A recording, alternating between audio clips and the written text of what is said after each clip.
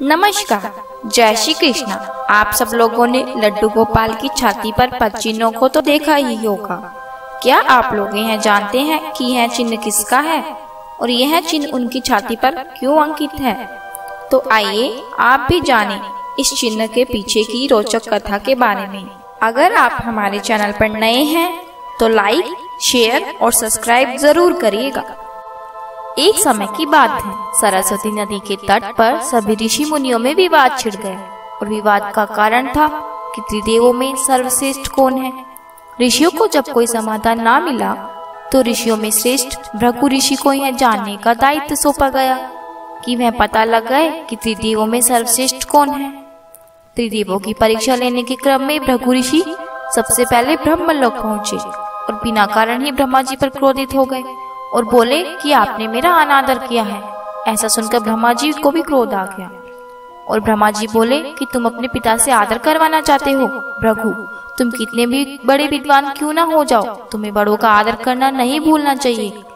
इस पर भृगु ऋषि बोले, क्षमा कीजिए भगवान, लेकिन आप क्रोधित हो गए। मैं तो बस यह देख रहा था कि आपको क्रोध आता है कि नहीं।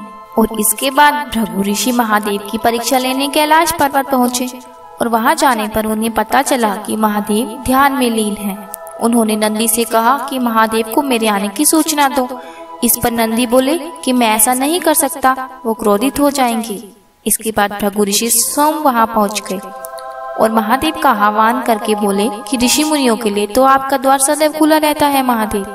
भृगु ऋषि की आवाज से महादेव का ध्यान भंग हो गया और महादेव क्रोधित होकर बोले कि भृगु, तुम्हारी मौत तुम्हें यहाँ तक खींच लाई है, मैं अभी तुम्हें भस्म कर देता हूँ। तभी माता पार्वती ने वहां आकर भगवान शिव से भृगु ऋषि के प्राणों का निवेदन किया। तब भगवान शिव का क्रोध शांत हो गया। इसके बाद भृगु ऋषि श्री हरि भगवान विष्णु के धाम में पहुँचे।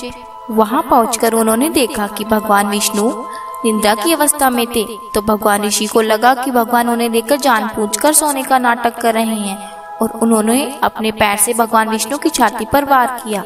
इससे भगवान विष्णु की निद्रा भंग हो गई और उठते ही उन्होंने भृगु ऋषि के पैर पकड़ लिए। इस पर भृगु ऋषि लज्जित भी हुए और प्रसन्न भी हुए। इसके बाद उन्होंने भगवान श्री हरि को त्रिदेवों में सबसे श्रेष्ठ सतोगुणी घोषित कर दिया। भृगु ऋषि के द्वारा मारी गई लात से उनके चरण चिन्ह भगवान विष्णु के स्वरूप उनके विग्रहों की छाती पर मौजूद है। ये चरण चिन्ह लड्डू गोपाल युगल स्वरूप समेत सभी विग्रहों की छाती पर मौजूद है।